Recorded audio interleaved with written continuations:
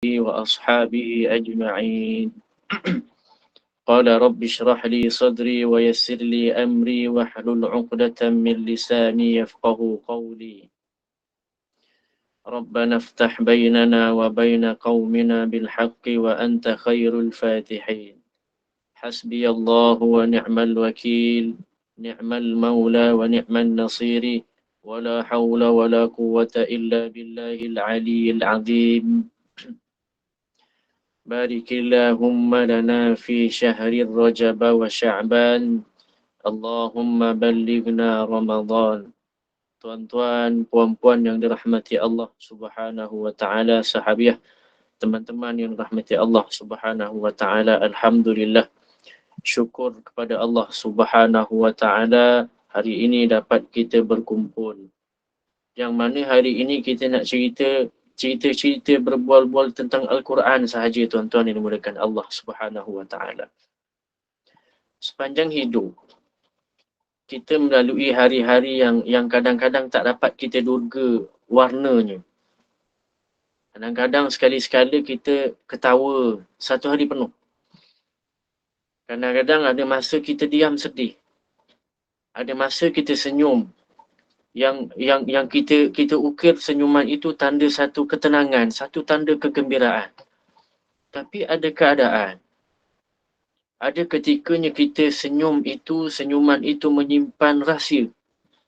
Boleh jadi ia simpan satu perasaan, satu gelora ombak yang kita panggil hempas pantai. Ataupun satu jenis ribut yang mampu cabut bangunan di tempat tanah ia berdiri. Tuan-tuan, memang dalam hidup ini ada banyak hal yang rumit.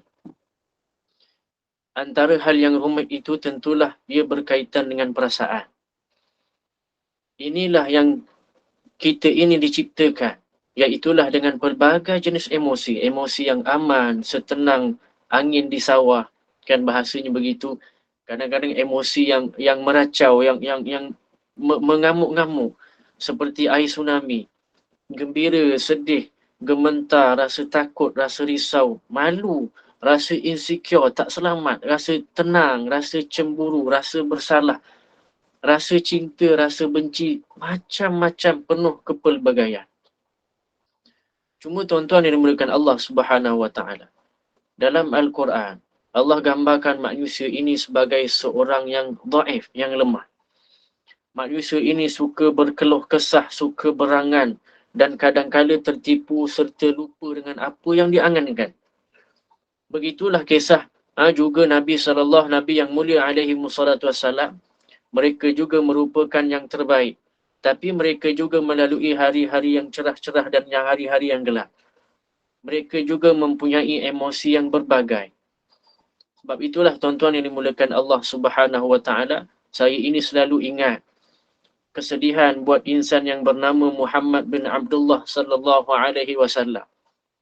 Beliau itu kehilangan teman yang sangat akrab, iaitulah isterinya.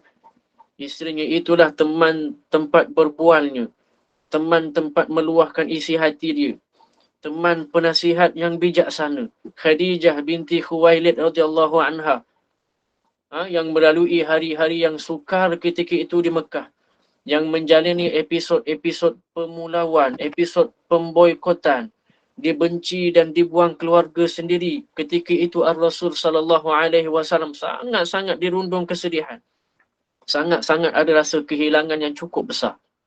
Bahkan selepas itu, tuan-tuan yang dimuliakan Allah Subhanahu wa taala, datang satu lagi kehilangan yang menyusul apabila bapa saudara baginda sallallahu alaihi wasallam, Abu Talib, jatuh sakit. Yang akhirnya Nabi SAW buat satu keputusan untuk berhijrah ataupun menyampaikan dakwah di Taif ketika itu, yang akhirnya baginda itu diraikan dengan lontaran-lontaran batu sehingga berdarah tubuh baginda SAW. Nabi juga sedih, tuan-tuan. Ya, Nabi juga manusia. Kalau kita tengok ataupun selak surah Yusuf, kita akan bertemu kisah seorang Nabi yang menanggung sedih berpanjangan sehinggalah putih matanya. Bahkan ulama tafsirkan putih mata itu sebagai buta. Bagaimana keadaan seorang Nabi yang boleh menangis begitu rupa? Adakah imannya itu berkurang setelah kehilangan anak?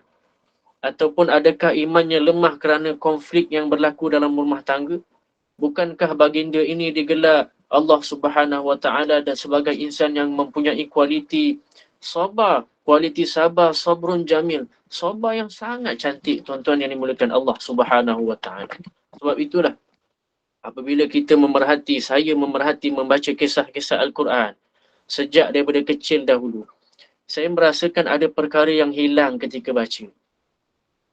Sebab bila kita kerap membaca kisah-kisah orang lama tanpa sebarang makna. Kita biasa didengarkan kisah ibu Nabi Musa AS hanyutkan anaknya di Sungai Nil. Tapi kita tak pernah faham bahawa ibu tersebut melepaskan anaknya dengan tawakkal yang sangat tinggi. Tuan-tuan yang dimuliakan Allah Subhanahu Wa Taala. Daripada kisah-kisah mereka-mereka ini, dapatlah kita melihat sunnah mereka yang menghadapi kesedihan-kesedihan dan badai ujian tersebut. Sunnah dari sudut bahasa, tuan-tuan yang dimuliakan Allah Subhanahu Wa Taala, maksudnya kita boleh memahami tata cara, kita boleh memahami gaya jalan mereka, teladan mereka. Bagaimana sikap seorang bapa yang ditulis dalam Al-Quran, bagaimana melihat sikap seorang bapa yang kehilangan anaknya kerana pengkhianatan daripada anak-anak mereka sendiri. Malah dalam Al-Quran ceritakan bagaimana kisah sikap seorang ibu yang apabila anaknya yang baru lahir terpaksa ditinggalkan. Bagaimana sikap seorang anak ketika mana menghadapi bapa yang kera mendera mentalnya. Bagaimana sikap seorang suami apabila kematian isteri yang dicintai sepenuh hati. Bagaimana sikap seorang anak yang lahir tanpa ibu bapa di sisi. Semua ini tuan-tuan yang dimuliakan Allah Subhanahu Wa Taala, antara badai, antara ujian yang dilalui oleh mereka yang dikisahkan dalam Al-Quran. Sebab keluarga adalah tempat berlindung. Saya sebut keluarga sebab apa, tuan-tuan? Sebab semua ujian yang Allah terapkan dalam Al-Quran, semua kesedihan yang berlaku dalam Al-Quran, kebanyakannya adalah kerana keluarga. Keluargalah rumah yang terindah. Seorang ayah, kalau pulang daripada keletihan kerja, balik dengan anak yang sambut, anak kecil baby sambut kita balik kerja, tuan-tuan. Tenang, tuan-tuan yang dimuliakan Allah Subhanahu Wa Taala.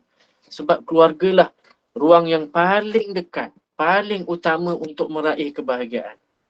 Tapi penderitaan yang paling menyentuh jiwa adalah daripada keluarga kita juga, tuan-tuan. Kata orang, kalau disakiti oleh orang yang paling dicintai, itulah penderitaan yang paling berbekas. Sebab itulah saya nak bawa satu kisah. Kisah menangisnya Nabi Ya'qub AS. Kita menangis, tuan-tuan. Nabi Ya'qub AS juga menangis. Bahkan sehingga nangisnya Nabi Ya'qub itu buta. Dan bagaimana Nabi Ya'qub itu move on. Bangun daripada keadaan nangis dan kesedihan itu menggunakan Al-Quran. Dengan kaedah yang Allah ceritakan nanti. Tuan yang dimuliakan Allah Subhanahu Wa Taala. Bagaimana kita juga pernah rasa dibuang. Tapi Nabi Yusuf AS juga pernah rasa dibuang begitu. Bahkan abang-abangnya meletakkan cadangan untuk bunuh Yusuf pula AS. Tuan-tuan, kita pernah lalui konflik rumah tangga. Tapi keluarga Yaqub pun begitu. Kita pernah rasai dikhianati oleh teman yang paling akrab. Bahkan Nabi Lut AS pun begitu. Dihadiahkan anak, tak nak anak, tuan-tuan. Kita pernah rasa keadaan tak mahu hidup lagi. Kita pernah rasa macam tak nak kenal siapa dah. Bahkan keadaan itu juga pernah didasari oleh Maryam AS. Juga pernah mengeluarkan kata-kata sebegitu. Tuan-tuan yang dimuliakan Allah Subhanahu Wa Taala. Sebab itulah, maka setiap cerita dalam Al-Quran sebenarnya meraihkan jiwa manusia. Cerita dalam Al-Quran tidak syarat dengan fakta sejarah yang kering, kita panggil. Lagi-lagi watak yang tidak hidup seperti tidak hidup. Allah itu sangat memahami kondisi jiwa. Sebab itulah dalam menyampaikan cerita, tuan-tuan yang dimuliakan Allah Subhanahu Wa Taala, saya merujuk kitab Tafsir Ar-Razi. Setiap karakter, setiap babak, setiap baris, setiap peristiwa Setiap elemen itu memandu kepada petunjuk yang merentasi bahasa, bangsa, budaya, semua tuan-tuan yang dimuliakan Allah Subhanahu Wa Taala. Sehingga disebut Al-Quran itu adalah sebagai ahsanul qasas, sebaik-baik kisah, seindah-indah kisah yang Allah Subhanahu Wa Taala menggunakan perkataan ahsan itu membawa kepada ukuran terbaik daripada Allah Subhanahu Wa Taala. Tuan-tuan yang dimuliakan Allah Subhanahu Wa Taala, apa baiknya Al-Quran sebelum kita masuk bab kesedihan, tuan-tuan?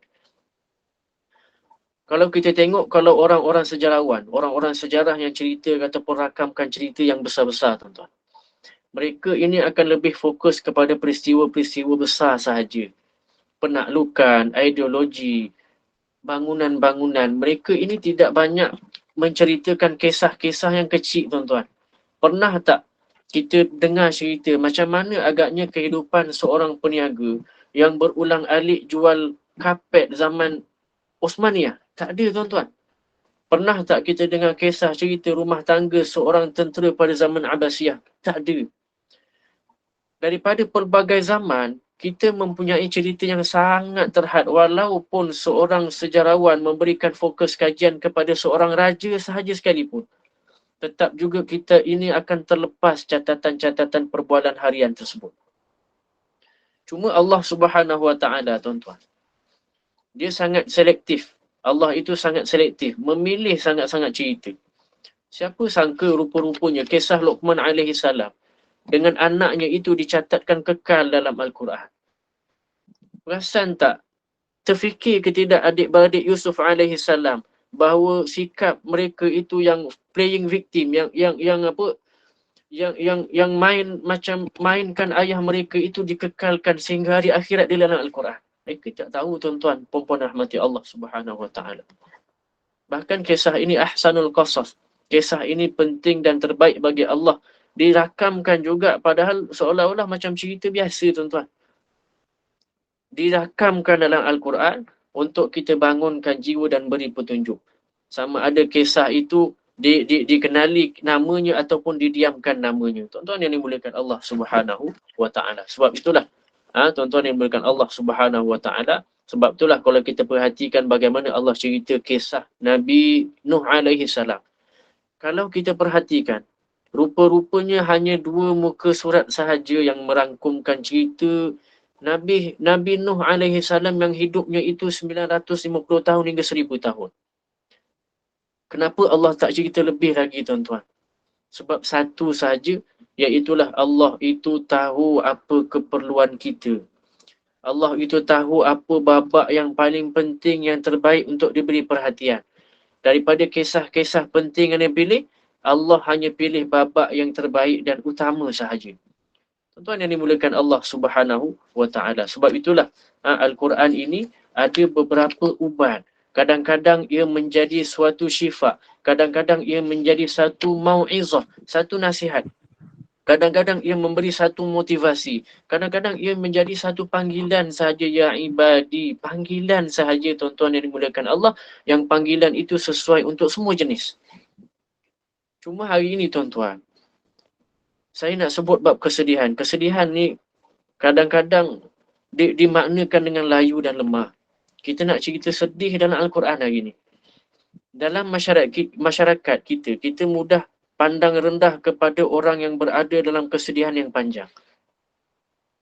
Kalau orang lelaki nangis ataupun memendam perasaan, maka orang akan memandang seolah-olah lelaki tak layak ada tangisan, tak layak. Agak keterlaluan menangis. Lelaki itu layaknya seolah-olah diam sahaja. Tuan-tuan yang dimuliakan Allah Subhanahu Wa Taala. Persoalannya, adakah kesedihan itu satu benda yang negatif? Sehingga kita ini kadang-kadang mencorakkan sehingga mengeluarkan kata-kata apa, tuan-tuan, yang mengatakan, kau ni asyik nangisnya, lemah sangat iman kau ni. Tuan-tuan yang dimuliakan Allah, bagaimana kita boleh letakkan perasaan sedih sebagai satu hujah yang menatijahkan tingginya lemah tinggi iman? Cuba kita pandang Al-Quran. Macam manakah Al-Quran itu mewajahkan kesedihan, tuan-tuan yang dimuliakan Allah Subhanahu Wa Taala? Kalau kita fikir sejenak, asas perbincangan kita hari ini tuan-tuan. Maryam alaihissalam diuji oleh Allah Subhanahu wa taala mendapatkan anak tanpa disentuh oleh mana-mana lelaki pun. Ujian yang cukup berat bagi dia. Sehinggalah keluar ketika itu pada mulut Maryam alaihissalam, kalaulah aku mati dan tidak, kalaulah aku ini mati dan tak ada siapa pun kenal aku. Itu dirakamkan dalam Al-Quran tuan-tuan. Maknanya kesedihan itu perlu. Mata Nabi Ya'qub alaihissalam buta kerana tahan sedih yang panjang. Macam mana kita nak ukur keadaan iman Nabi Ya'qub alaihissalam yang tenggelam dengan masa silam dia? Berpuluh tahun menangis kerana kehilangan Nabi Yusuf alaihissalam, Nabi Lut alaihissalam, Nabi Nuh alaihissalam. Masing-masing cuba usaha keras memastikan anak mereka, anak isteri mereka itu terima kebenaran, ikut jalan agama. Tapi akhirnya tuan-tuan, anak-anak mereka memilih jalan sendiri, dan akhirnya kita ini perlu kembali fikir secara matang. Macam mana nak mengawal emosi yang baik, yang akhirnya menafikan ataupun tidak bermaksud iman itu menafikan sifat kemanusiaan seorang. Tuan-tuan yang dimuliakan Allah Subhanahu wa taala. Sebab itu kita tak boleh nak samakan iman dan juga kesedihan emosi. Sebab itu jugalah apabila seseorang itu ada terkena penyakit anxiety, kita panggil anxiety, yang perlu diselesaikan adalah dengan bertemu pakar. Sebab ia berkaitan dengan keresahan. Dia anxiety dia lebih kepada hormon tuan-tuan. Fobia. Dia bukan menandakan kelemahan seseorang iman. Bukan isu tahap keimanan. Sebab itulah tuan-tuan yang dimuliakan Allah Subhanahu wa taala. Tiap-tiap masalah yang menyesakkan dada itu, dia tak akan selesai dengan tanpa melibatkan Allah Subhanahu wa taala. Sebab itulah kita cerita hari ini tentang kesedihan Nabi Ya'qub alaihi salam.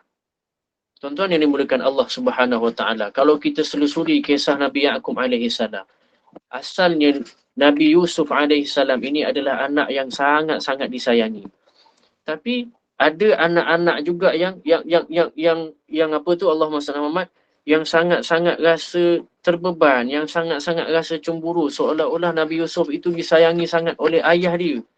Sehingga datanglah syaitan memujuk mereka ini tuan-tuan yang dimuliakan Allah Subhanahu wa taala, sehingga mereka itu mengatakan apa tuan-tuan? Idz qala li Yusuf wa akhuhu ahabbu ila abina minna wa nahnu usbatun inna abana lafi dhalalin mubin.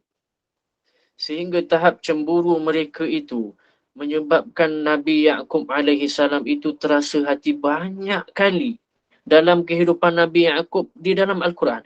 Kisah penderitaan Nabi Ya'qub dalam Al-Quran, semuanya hanya menceritakan kisah kesedihan Nabi Ya'qub terhadap anak-anaknya sahaja. Nak menunjukkan Allah itu sangat-sangat meraihkan sikap manusiawi. Sehingga adik-beradik lain tak suka kehadiran Nabi Yusuf AS yang ketika itu lebih kurang umurnya ketika itu 9 tahun. Dan dikatakan kepada bapa mereka, Inna abana lafi dhalalim mubin. Bapa kami ni dah sesat jauh dah ni. Dah sesat sangat dah ni. Duk belai Yusuf sahaja tuan-tuan. Anak 9 tahun. Tapi anak-anak yang umur berpuluh tahun, 20 tahun, ketika itu anak-anak Nabi Yusuf, duk jealous dengan mereka tuan-tuan yang dimuliakan Allah Subhanahu wa taala, sehinggalah kebencian ataupun kecemburuan itu mengeluarkan kata-kata daripada anak-anak mereka, uqtulu Yusuf awitrahu ardan yakhlu lakum wajhu abikum. Sampai tahap mereka itu mengatakan apa tuan-tuan? Mehlah kita bunuh Yusuf atau buanglah Yusuf itu ke tempat jauh supaya nanti bapa kita ni akan kembali sayang kita balik. Tuan-tuan yang dimuliakan Allah Subhanahu wa taala, tengok macam mana dibuang oleh keluarga sendiri. Bahkan keluarga yang dibuang memainkan perasaan Nabi Ya'qub alaihi salam. Tertutup kejernihan fikiran mereka sehingga mereka itu menganggap perkara buruk itu sebagai satu yang baik. Cuma ada satu yang kelakar dalam kisah ini tuan-tuan.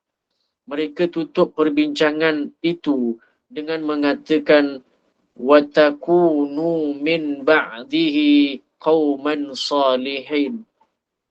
Istilahnya mudah tuan-tuan. lepas daripada kita buang Yusuf alaihi salam, mehlah kita sama-sama taubat adik-beradik. Mereka sembunyikan keburukan dengan angan-angan untuk jadi baik. Perkara ini bukanlah ajakan untuk berbuat baik, tetapi hanya untuk menghiaskan keburukan dan menjadi lesen untuk terus buat dosa, tuan-tuan yang dimuliakan Allah Subhanahu Wa Taala. Bila dah berjaya, tuan-tuan, mereka berjaya bawa Yusuf alaihi salam keluar. Mereka bawa ke satu tempat yang namanya Ghayabatil Jubb. Satu tempat perigi yang dalam dan gelap. Nabi Yusuf alaihi salam ditinggalkan dan ditanggalkan pula bajunya sebagai bahan bukti palsu untuk menguatkan hujah apabila bercakap dengan bapa mereka nanti, tuan-tuan. Satu kisah Nabi yang menceritakan berbagai jenis kesedihan. Tuan-tuan, malu Nabi Yusuf ditinggalkan tanpa berbaju. Nabi Yaqub itu memikirkan keadaan Nabi Yusuf AS ketika itu sehingga beliau nangis sehingga buta selama berpuluh tahun. Bagaimanakah dengan Yusuf AS? Perlakuan abang-abang baginda memberi kesan emosi kepada baginda alaihi wassalatu wassalam. Baginda dibuli lalu ditinggalkan sendirian di dalam telaga. Mereka memilih pula kemudian selepas itu balik lewat malam. Abang-abangnya balik lewat malam, jumpa bapanya dengan bawa baju. Dan kemudiannya menipu bapa mereka dengan suasana yang gelap itu supaya mereka itu tidak nampak emosi mereka itu adalah emosi yang tipu. Mereka menangis, tuan-tuan. Malam itu pecah dengan tangisan yang kuat disebut dalam tafsir Ar-Razi. Untuk menutup semua kesalahan yang dilakukan mereka. Malah ini juga, tuan-tuan, saya nak cerita sedih yang pertama, tuan-tuan. Ini juga senjata yang digunakan oleh isteri Al-Aziz. Imra'atul Aziz. Isteri kepada Al-Aziz yang dikenali sebagai Zulaika. Tuan-tuan, apabila perancangan menggoda Yusuf alaihi salam tersingkap, terbukti ataupun terkantoi, maka apa yang Zulaika sebut, tuan-tuan? Apakah balasan bagi orang yang melakukan kejahatan terhadap isterimu? Menangis, tuan-tuan Zulaika, dan menangis itu adalah menangis yang fake, menangis yang tipuan, dan ia adalah satu perasaan ataupun satu permainan emosi juga. Tangisan mereka ini bertujuan untuk menundukkan bapa mereka agar percaya. Tuan-tuan, ada orang nangis supaya orang percaya sahaja. Penuh kekeliruan. Tapi Nabi Yaqub alaihi salam adalah orang yang sangat-sangat pandai. Sehingga mereka ini, Nabi Yaqub alaihi salam ini, dapat membaca penipuan tu dengan sangat jelas. Kalaulah kita, tuan-tuan, nak ceritakan bab hal kecemasan, dah tentulah kita pasti akan segera memaklumkan keluarga untuk terus pergi ke hospital dan sebagainya. Tapi beza, tuan-tuan. Apabila abang-abang Nabi Yusuf alaihi salam memaklumkan sesuatu perkara, mereka cuba memaklumkan dengan menangis teresak-esak dengan sangat lama ketika malam itu. Dan kemudian apabila bapanya bertanya-tanya, yang akhirnya mereka membuktikan dengan membawa baju. Satu baju yang membuktikan bahawa darah itu ataupun yang membuktikan bahawa baju itu adalah baju palsu. Kerana Nabi Yusuf alaihi salam, Nabi Yaqub alaihi salam duk tanya banyak kali kat mana tempatnya Nabi Yusuf alaihi salam. Tuan-tuan yang dimulakan Allah Subhanahu Wa Taala. Sebab itulah antara kisah-kisah sedih yang dibawakan oleh Nabi Yaqub ini oleh Allah Subhanahu Wa Taala. Cuma, tuan-tuan, saya nak bawa satu jawapan Nabi Yaqub alaihi salam sehingga tahap nanti dia bersedih akhirnya. Apa jawapan Nabi Yaqub alaihi salam? Qala bal sawwalat lakum anfusukum amra fasabrun jamil. Kata Nabi Yaqub alaihi salam, tidaklah benar apa yang kamu katakan itu. Kata Nabi Yaqub alaihi salam, ada satu kekeliruan yang kau bawa sebenarnya. Mereka ini tak menipu, tuan-tuan. Tuan-tuan yang dimulakan Allah SWT. Qala bal sawwalat lakum anfusukum amra. Kata Nabi Yaqub alaihi salam, setelah mereka kembali, mereka kata apa, tuan-tuan? Bahkan nafsu kamu telah memperelok pandangan kamu. Ini adalah jawapan yang sama diberikan setelah mana Nabi Yaqub AS kehilangan anak keduanya Bunyamin. Yang inilah kisah utama yang ketika mana kesedihan Nabi Yaqub itu kembali berulang. Tuan-tuan yang dimulakan Allah Subhanahu Wa Taala.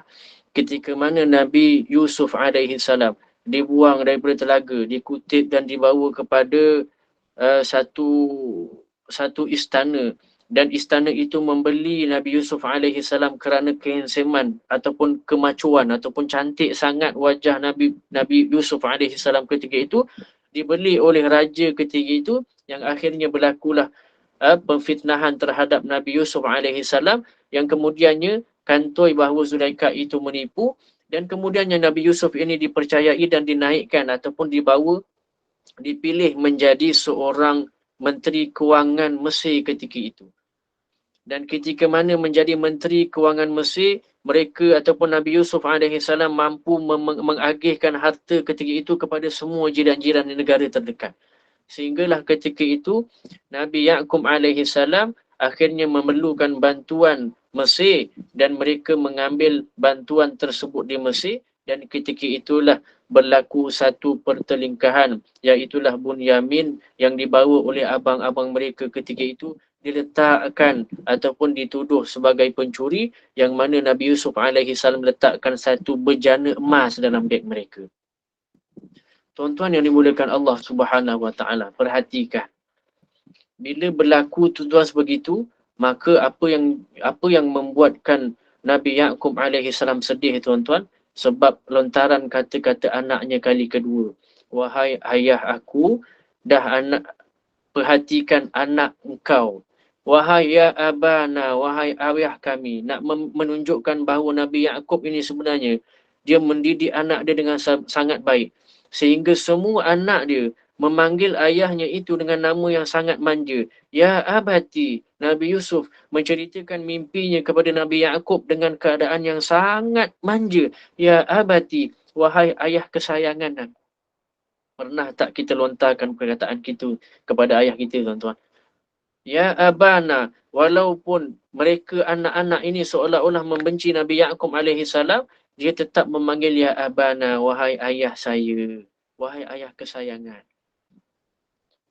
Wahai ayah kesayangan, sesungguhnya anak kamu nak menunjukkan bencinya dia kepada anak kedua Nabi Yusuf, Nabi Ya'qub alaihi salam, iaitulah Bunyamin. Akhirnya anak adik ataupun adik-beradik Yusuf dan Bunyamin ini memanggil Bunyamin itu dengan anak ayah, bukan lagi disambungkan kepada mereka lah, wahai ayah kami, anak ayah. Sebegitulah, seolah-olah dia tak suka sangat dengan Bunyamin. Sehinggalah dalam keadaan begitu tuan-tuan yang dimuliakan Allah Subhanahu Wa Taala, ketika itulah Nabi Ya'qub alaihi salam memulakan satu kesedihan yang sangat berpanjangan. Ketika itu tuan-tuan yang dimuliakan Allah Subhanahu Wa Taala, nak cerita Nabi ni pun boleh bersedih tuan-tuan.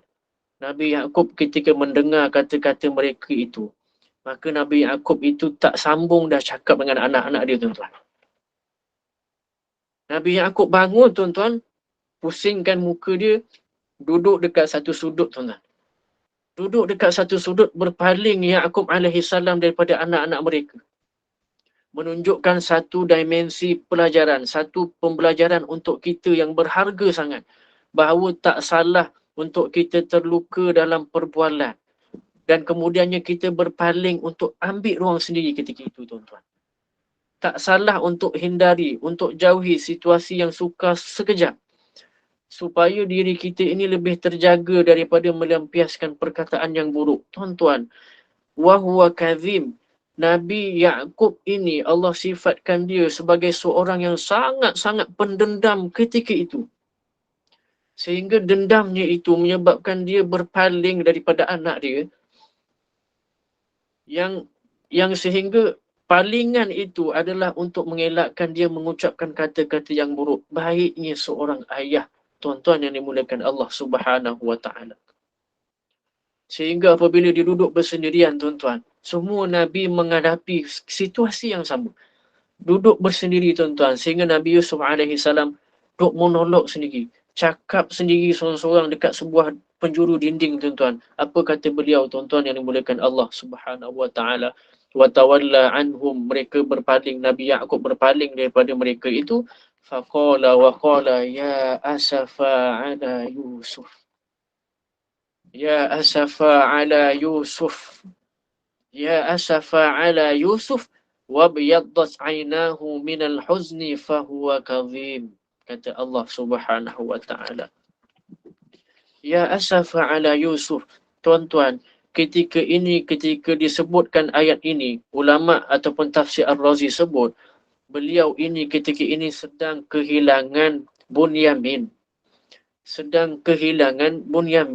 Bunyamin baru dituduh sebagai seorang pencuri oleh beliau ataupun oleh anak-anak mereka. Tapi apa yang disebutkan oleh Nabi Yaqub, tuan-tuan?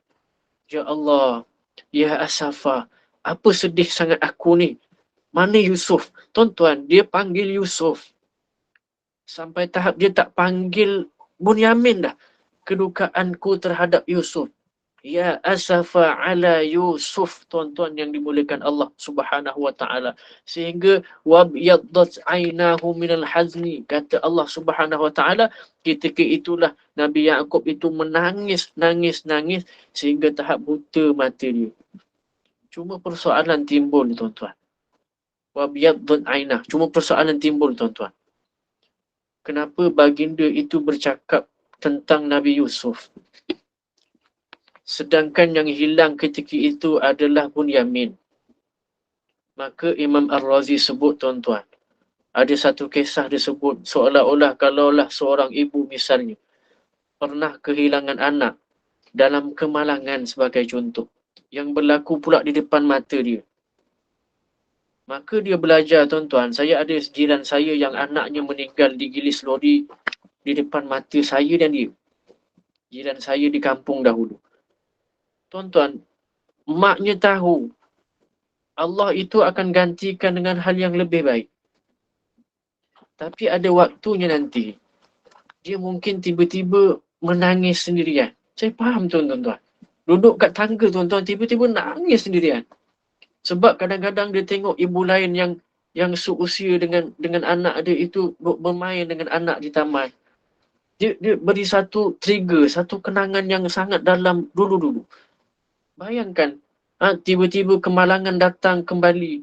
Main semula dalam fikirannya. Tengok anaknya depan mata, dia gilis lori. Panggil mama begitu, tuan-tuan yang dimuliakan Allah Subhanahu wa taala, yang menyebabkan orang tersebut nangis teresak-esak semula. Tangisan itu bukanlah tanda dia tidak percaya dengan takdir Allah Subhanahu wa taala. Bahkan bukan maknanya tidak menerima kenyataan.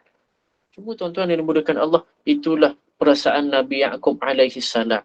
Sehingga menyebabkan Nabi Yaqub ini, kesedihannya itu yang telah tersimpan lama, fahuwa kadhib. Dia simpan dendamnya itu sehingga disebut dendam kepada anaknya. Dia tahan sehingga sampai satu tahap kesedihan Nabi Yaqub yang disimpan lama itu menyebabkan baginda itu semakin sakit. Tuan-tuan yang dimuliakan Allah Subhanahu wa taala. Sehingga wabyaddat ainah, mata putih baginda ini menutupi baginda punya mata hitam. Hitam tu hilang, putih saja yang tinggal dek kerana tangisan yang terlampau kuat. Tuan-tuan yang dimuliakan Allah Subhanahu wa taala. Yang akhirnya kalau kita fahami dan kita selusuri, fahami, tengok betul-betul, tuan-tuan yang dimuliakan Allah Subhanahu wa taala. Kita selusuri semua kisah-kisah sedih Nabi-Nabi, Nabi Yaqub alaihi salam, Nabi sallallahu alaihi wasallam, ujian-ujian yang menimpa mereka. Akhirnya sedih itu bukan hanya kerana ujian rupa-rupanya. Bahkan sedih itu ataupun emosi yang penat, yang memenatkan itu, dia datang dalam keadaan hadir membawa satu perasaan kosong dalam kehidupan. Tuan-tuan, bayangkan saya teringat jiran saya tu, tuan-tuan. Nangis, tuan-tuan. Dia rasa kosong yang teramat. Seolah-olah dunia ni tak ada apa, tuan-tuan. Ini satu kesedihan yang kosong, kesedihan.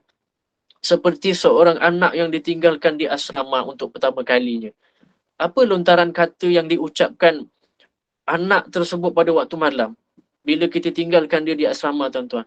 Apa malam hari, apa yang dilontarkan oleh mereka, tuan-tuan? Mereka akan sebut satu dua perkataan saja, tuan-tuan. Ibu,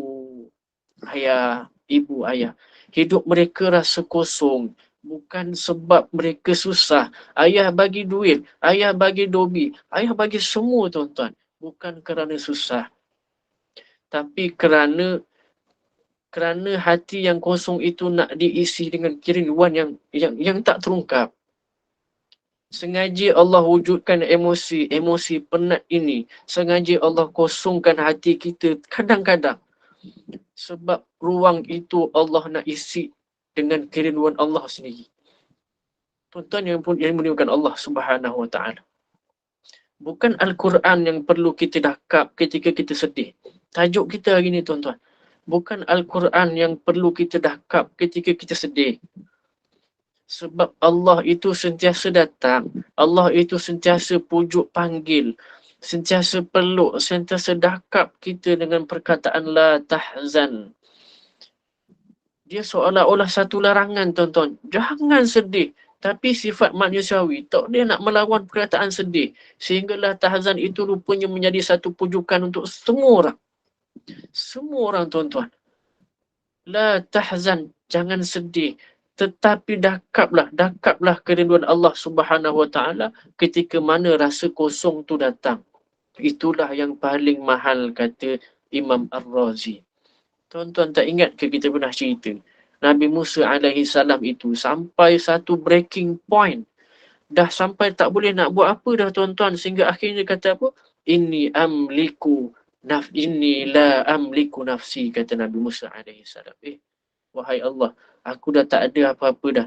Kau ambil je lah diri aku tuan-tuan. Kau ambil sahajalah diri aku ya Allah. Tuan-tuan, emosi, perkataan yang keluar itu merupakan emosi yang bukan kesedihan dek kerana apa yang dilalui, tapi kerana rindukan Allah Subhanahu Wa Taala. Sebab itulah Nabi SAW pun pernah sebut tuan-tuan, Allahumma inni ashku dha'fu quwwati. Pernah kan Nabi sebut begitu?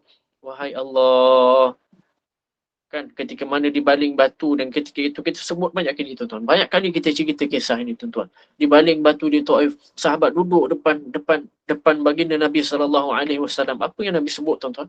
Nabi tak pandang pada kawan-kawan. Nabi tak sebut ketika itu apa-apa pada sahabat-sahabat yang lain tuan-tuan. Apa yang Nabi sebut?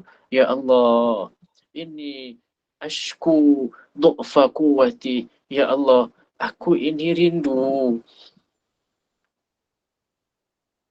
Nabi sebut begitu tuan-tuan. Aku ini rindu. Aku ini cuma nak gaduh je. Aku ni lemah ya Allah. Wakilati hilati. Tak pandai sangat buat benda ni ya Allah. Duduklah sama-sama dengan aku sebelah. Bantulah aku untuk harum mereka ini ya Allah. Tuan-tuan, ini satu breaking point. Nabi Zakaria tuan-tuan. Breaking point dia. Idnada rabbahu nida'an khafiyah. Sehingga Nabi Zakaria itu disebut dalam tafsir Ar-Razi.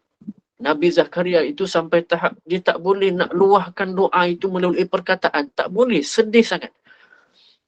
Idnada rabbahu nida'an khafiyah. Sehingga tahap suaranya itu tak terketa-keta. Tak boleh keluar dah perkataan suara ni. Sehingga Nabi Zakaria kata apa tuan-tuan pada Allah Subhanahu Wa Taala? Qala rabbi inni wahanal azmu minni washta'ala ar-ra'su shayba wa lam akum bi du'aika rabbi syakiya, kata Nabi Zakaria. Nabi Zakaria kata apa tuan-tuan? Ya Allah, dah lemah dah tulang. Habis reput dah tulang ni ya Allah. Putih dah uban aku, habis semua rambut dah ya Allah. Tapi tuan-tuan, apa yang Nabi Zakaria sebut? Walam akum bidu'aika rabbi syakiya. Wahai Tuhan, aku ini tak pernah hampa. Perkataan yang sama tuan-tuan yang Nabi SAW tuturkan. Apa dia tuan-tuan? Nabi kata SAW syakiya, maka Nabi Zakaria pun sebut yang sama tuan-tuan. Walam akum bidu'aika rabbi syakiya. Ya Allah, aku ini tak lain tak bukan ya Allah, hanya merindukan kau sahaja. Tuan-tuan, apa pun kesedihan itu, Allah cerita dalam Al-Quran. Sebab Allah nak tunjuk, nak raikan sifat manusia. Manusia ada kecewa, manusia ada letih. Tapi pengaduan orang beriman itu hanya kepada Allah Subhanahu Wa Taala. Dia akan heal kehidupan dia dengan rentihan. Sebab dia tahu tanggungjawab dia dengan Allah perlu dilaksanakan. Sebab dia tahu ujian tu tanda rindu. Sebab ujian tu panggilan daripada Allah Subhanahu Wa Taala. Sebab tu ada satu kisah. Ketika mana saya pergi ke hospital Kajang. Saya pergi ke penjara Kajang tuan-tuan. Saya pernah direzekikan pergi ke penjara Kajang tapi taklah masuk sampai dalam. Ada dalam satu sesi tu saya sempatlah berbual-bual dengan abang-abang kat sana tu tuan-tuan. Waktu tu saya muda lagi. Saya datang, saya berbual-bual dengan diorang. Alhamdulillah. Buatlah sentuh hal-hal sederhana kan, hal-hal kehidupan. Kehidupan penjara, apa yang dia buat dalam penjara, apa rutin harian dia, dia buat apa, kemahiran apa, dia buat roti, semua dia cerita tuan-tuan. Tapi tak tahu macam mana ketika itu, saya tak ingat macam mana perbualan kami itu akhirnya boleh menyentuh suatu yang terpendam dalam perasaan dia. Mungkin dia anggap saya kanak-kanak yang mungkin dia boleh luahkan apa-apa sahaja tanpa perlu reaksi apa-apa. Jadi dia luahkan pada saya tuan-tuan. Dia kata apa tuan-tuan? Dia telah bunuh kawan dia sendiri. Tak sengaja bunuh kawan dia. Tak sengaja bunuh kawan dia sebab marah sangat kawan dia tu tak selesaikan hutang. Mula-mula dia cederakan je. Kemudian dia bunuh kawannya. Sebabkan kesalahan itu tuan-tuan, dia penjara. Disebabkan di penjara itu, sebabkan dia dipenjarakan. Atas tekanan keluarga disebabkan dia dipenjara. Maka isterinya pula minta cerai dan tinggalkan dia. Tuan-tuan, dia akui kesilapan dia ketika itu. Dia akui yang dia harus dihukum.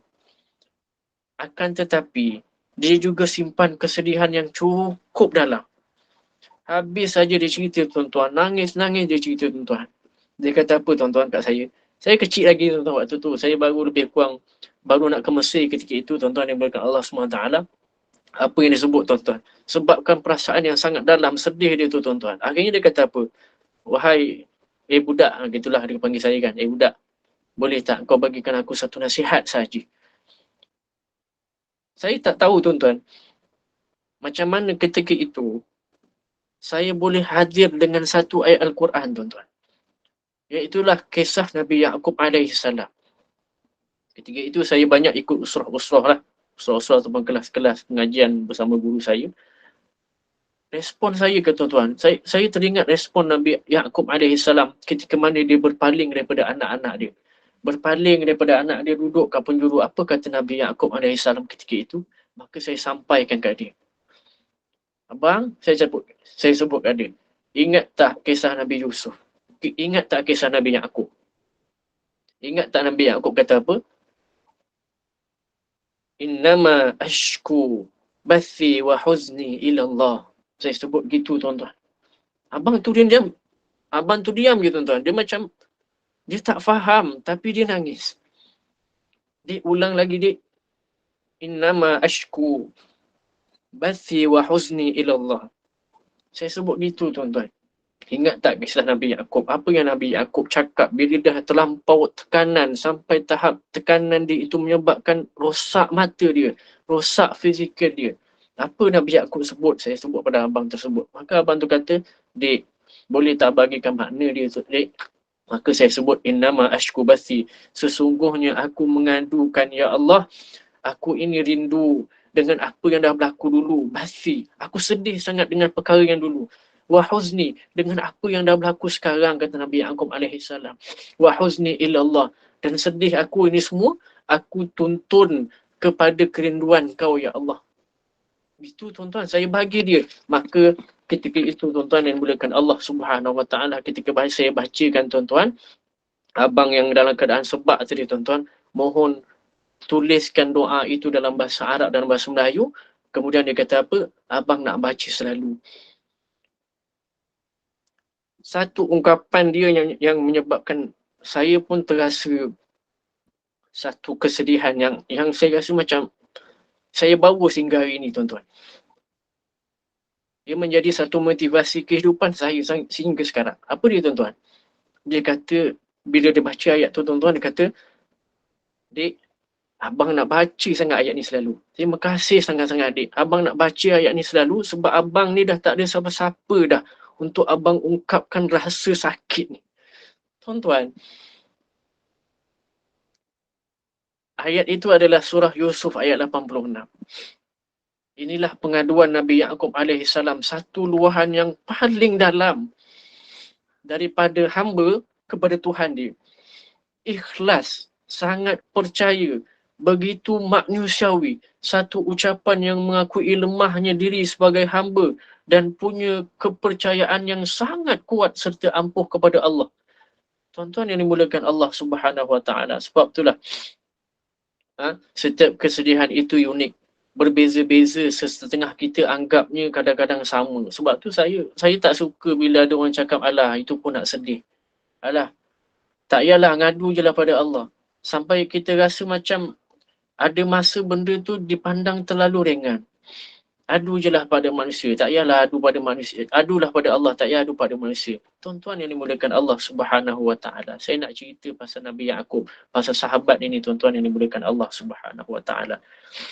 Kalau kita tengok kisah-kisah Nabi sekalipun, dalam keadaan dia yang tersangat sedih itu, dia memerlukan satu kawan, satu tempat luahan. Sehingga tempat luahan itulah yang menjadikan Nabi Musa alaihi salam sebagai contoh. Nabi Musa itu menjadi penguat ataupun menjadi penguat kepada Nabi Harun alaihi salam, dan Nabi Harun menjadi penguat kepada Nabi Musa alaihi salam. Dan akhirnya tuan-tuan yang dimuliakan Allah Subhanahu Wa Taala, ketika itu Nabi Yaqub tidak mempunyai siapa-siapa pun. Nabi Yaqub berada dalam keadaan yang tiada sistem sokongan yang baik. Tak ada orang yang boleh sokong dia. Bahkan anak-anak baginda ketika beliau itu memalingkan muka pergi duduk tepi penjuru, tuan-tuan. Ketika mana Nabi Yaqub itu mula menitiskan air mata, tuan-tuan. Apa yang anak-anak dia kata, tuan-tuan? Demi Allah, ya dah lah. Kau ni tak habis-habis ingat Yusuf. Sampai nanti kau sakit dah cukup dah, tak payah menangis dah, tuan-tuan. Seolah-olah mereka nak sebut dah lah benda berlaku, benda dah berlalu tu tak payah ingat dah, tak payah. Teruskan je lah hidup. Sebab itulah tuan-tuan yang dimuliakan Allah Subhanahu Wa Taala, apabila berlaku sebegini, bila dah tak ada orang yang mampu kita tanggung, tuan-tuan yang dimuliakan Allah Subhanahu Wa Taala, apakah kaedah kita nak mendakap kesedihan? Apakah kaedah kita nak pegang hati kita itu? Supaya sedih kita itu bukan menyebabkan kita ini jatuh. Bukan menyebabkan kita ini rasa kosong dan ingin buat semua perkara-perkara yang melalaikan dan memaksiatkan diri kita. Dan pernah, tuan-tuan, pengalaman saya, tuan-tuan, pelajar umur 16 tahun, tuan-tuan, yang dimuliakan Allah SWT. Jumpa saya, katanya cerita masalah family. Saya okey, tuan-tuan. Umur 16 tahun cerita family, okey, saya faham. Jadi saya cuba untuk memahami kaedah, bagaimana saya cuba terapkan kaedah-kaedah ataupun kisah-kisah Nabi SAW.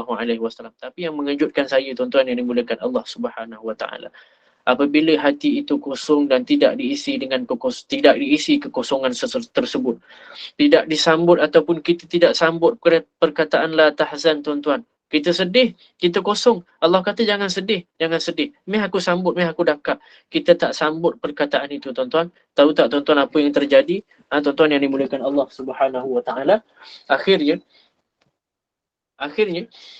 pelajar ataupun budak 16 tahun itu kata apa, tuan-tuan? Ustaz, boleh tak saya nak serahkan diri saya pada sesiapa? Saya nak rosakkan diri saya, Ustaz. Saya nak jadikan diri saya pelacur, Ustaz. Tuan-tuan yang dimuliakan Allah Subhanahu Wa Taala. Sebab itulah dalam kesedihan yang boleh mendakap kesedihan kita, ketika mana kita tak boleh nak cerita apa pun masalah kita, adalah hanya dengan Al-Quran. Yaqub alaihi salam mengadu atas kesedihan yang tersimpan, yang terbungkam lama, yang dah tak mampu nak ditanggung. Kemudian datang pula kesedihan yang baru, hanya diadukan kepada Allah Subhanahu Wa Taala, yang mengetahui baginda, yang memahami jiwa baginda, yang memberi sinar harapan. Cukup indah. Nah, inilah cara Al-Quran memandu kita cara ataupun mengurus kita, perasaan kita untuk jadikan kita ini sentiasa bergantung harap kepada Allah, yang akhirnya menjadikan kita ini orang yang sentiasa optimis. Apa pun yang berlaku, kita tetap optimis. Apa pun yang berlaku, kita itu menjadi orang yang sangat berjaya di hadapan dan kehadapan. Kerana kesedihan itu kita isi dengan kekosongan kerinduan Allah Subhanahu Wa Taala, yang akhirnya sahabat sahabiah, teman-teman sekalian, ambillah Al-Quran. Ambillah Al-Quran sekarang, tuan-tuan. Tenunglah Al-Quran. Sentuhlah Al-Quran. Peganglah Al-Quran. Pegang. Peluklah Al-Quran, tuan-tuan. Dakaplah Al-Quran. Sebab apa, tuan-tuan? Sebab la tahzan. Dakaplah Al-Quran. La tahzan. Sebab Allah lah yang pertama sentiasa hadir mendakap tubuh dan hati kita, membawa dan memaknakan sebuah kerinduan kepada hamba-Nya, seperti mana kerinduan Nabi Yaqub kepada anaknya Nabi Yusuf alaihi salam. Tuan-tuan puan-puan yang rahmati Allah Subhanahu wa ta'ala. Sebab itulah kesedihan ini seperti yang saya sebut, tuan-tuan yang dimuliakan Allah Subhanahu wa ta'ala, yang pertama yang dibawa adalah pengaduan kita kepada manusia dan dibawa kepada pengaduan kepada Allah Subhanahu wa ta'ala. Cuma saya nak bawa satu yang terakhir, tuan-tuan yang dimuliakan Allah Subhanahu wa ta'ala, bab sedih ni. Iaitulah kita ada dua sedih tadi, tuan-tuan. Sedih yang pertama adalah sedih yang bermuka-muka kerana nak mengharapkan kepercayaan orang. Yang kedua adalah sedih sedih kerana kerinduan terhadap Allah. Sedih dia ujian, tapi ujian itu dipandang sepi oleh Nabi-Nabi kerana ujian itu ataupun kerinduan lebih utama bagi Nabi. Maka setiap doa itu diselitkan kata-kata rindu. Ashku, ya Allah, aku sangat rindu dan aku nak mengadu pada Engkau, ya Allah. Dan yang ketiganya, tuan-tuan yang dimuliakan Allah Subhanahu wa ta'ala, adalah golongan ataupun kumpulan yang pernah juga bertanya ataupun berjumpa kepada saya di dalam penjara yang sama, tuan-tuan.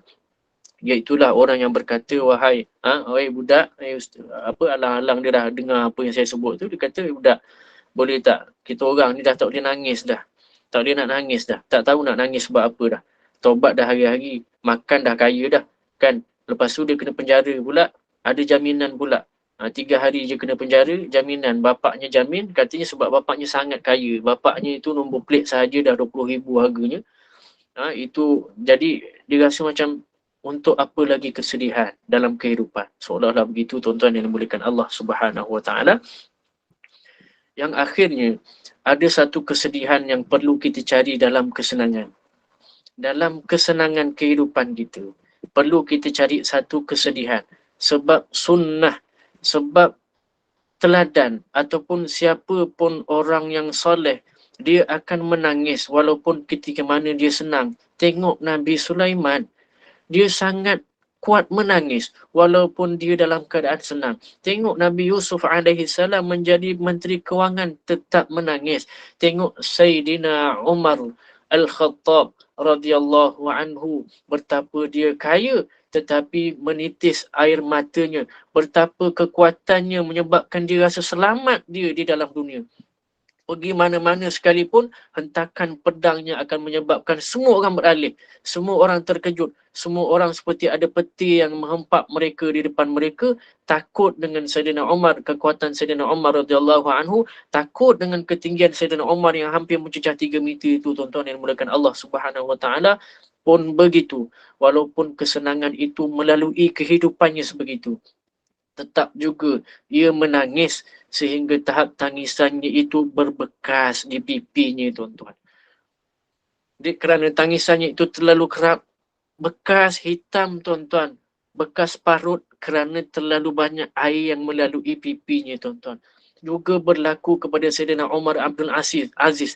Sangat kaya, tuan-tuan. Sangat kaya, sangat sampai tahap kekayaannya itu dibuang ataupun diberi kepada burung-burung makan dan sebagainya. Tetap juga sifatnya itu seperti Umar Al-Khattab, iaitulah beliau itu menangis sehingga berbekas matanya, tuan-tuan. Carilah tangisan.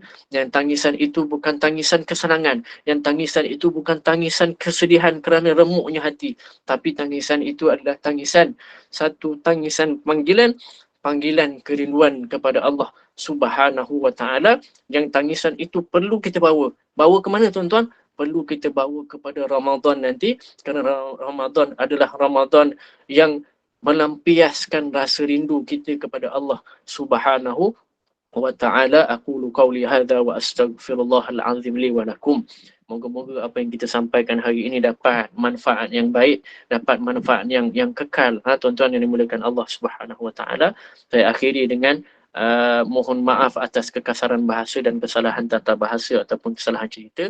Moga memberi manfaat kepada semua. Assalamualaikum warahmatullahi taala wabarakatuh. Waalaikumsalam warahmatullahi wabarakatuh. Jazakallahu khairan Fadil Ustaz Muhammad Nazim. Ustaz, kita boleh buka soalan ke? Boleh, sila. Okey, sesiapa yang nak bertanya pada jemaah, silakan. Dan sini saya tengok soalannya daripada jemaah kita, bolehkah kita berlama-lama bolehkah kita berlama-lama dalam kesedihan, Ustaz? Baik, ada soalan. Betul. Hmm. Bolehkah Hmm. kita berlama-lama dalam kesedihan? Maksimum berapa lama? Hmm. Uh, dalam Al-Quran, dia tak pernah sebut kesedihan itu berapa lama maksimum. Sebab kalau tengok kisah sedih yang paling tragis adalah kisah Nabi Yaakob. Nabi Yaakob ada riwayat yang mengatakan kesedihannya itu adalah selama 23 tahun. Ada yang sebut sehingga tahap beliau itu meninggal. Ada tangisan, bekas tangisan buta matanya itu. Jadi sedih itu tidak, maksudnya tidak perlu ditahan-tahan. Akui sahaja yang kita sedih, cuma sedih itu perlu dibawa kepada Allah.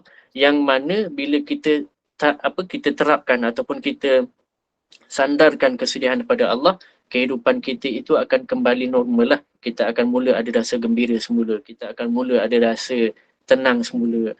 Bila rasa sedih, sedih itu sebenarnya bukan satu ujian, tapi tanda Allah sayang. Tak semua orang dapat sedih, tuan-tuan. Tak semua orang.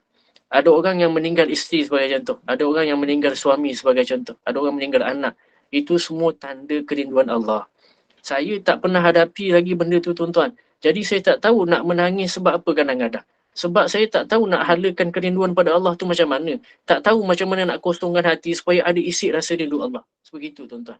Tapi tuan-tuan yang merupakan Allah, kalau ada kehilangan, maknanya Allah sedang panggil rasa rindu tu. Sambut rindu tu, tuan-tuan. Sambut sehingga kita boleh bertahan dengan kerinduan itu, yang akhirnya kita dapat kembali normal dan menjadi orang yang optimis. Kita yakin Allah ada, kita yakin kesedihan tu ada, jadi kesedihan tu kita bawa pada kerinduan Allah, yang akhirnya kita bawa semula kehidupan kita kepada yang lebih berjaya, yang kita ini akan bawa orang lain pun jadi orang yang baik dan orang yang boleh membawa ataupun melawan kesedihan dengan sangat baik.